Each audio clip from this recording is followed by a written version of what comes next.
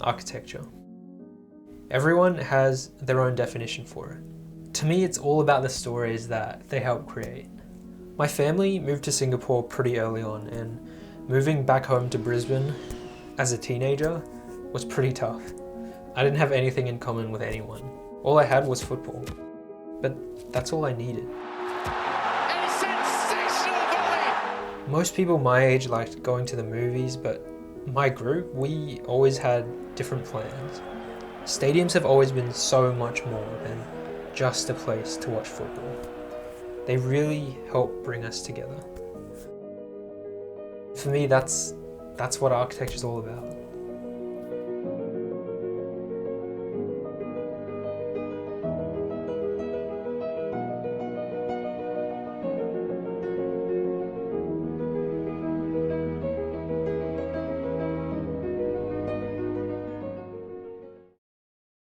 Okay, so that was a video I made quite a while ago when I was still applying for jobs. Honestly, I don't think any of the practices actually watched it, but I think it still sums up my views on architecture pretty well. So much so that I decided to enroll in a master's program this year and put myself in $20,000 more debt. I think there's a common misconception that you have to be some kind of architect to work in the industry, but that's not really the case. Architecture needs journalists, accountants, photographers, filmmakers. Anyway, here are the 6 main reasons why I decided to study my master's in architecture as an aspiring filmmaker. I think I can learn the practical skills of filmmaking on my own, and in terms of learning about architecture, I actually don't think I learned that much in my bachelor's, which is completely my fault. I didn't take it very seriously. Where else am I going to learn about architecture, you know?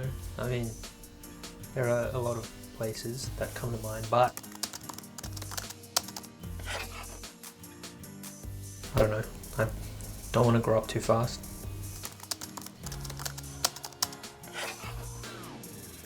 Honestly, there are things that I despise about architecture school, but I definitely came out of it with a completely different view on the world. If I had the chance to go back in time and start all over again, I don't think I'd change anything. One of the most important part of most jobs is networking, and honestly, I strongly believe that uni is a place to do that. I was really lucky to have gotten 3 offers from different universities to study my master's at a third of the regular price. I'm sure that COVID was the main reason why. With so little incoming students, there were just a lot more spots. Even though there's no evidence of it, I do hope that some of the external work that I did and submitted as part of my application helped me get into uni, but maybe it was just a matter of being in the right place at the right time. While I'm still young, there are so many risks that I can still afford to take. If I were to completely fail this filmmaking thing, which is very possible, I don't have the responsibilities that an adult with a mortgage or kids has. So those are the 6 reasons why I decided to start my master's in architecture this year.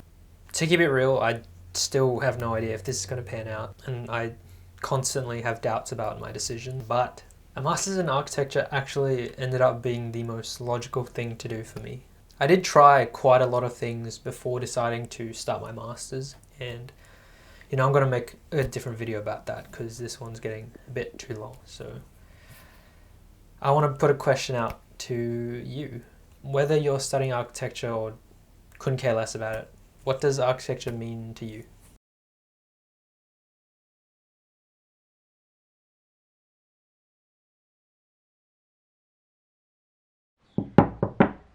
Eddie, this is the first vid I'm putting on LinkedIn, so it's pretty important. Are you finally gonna subscribe?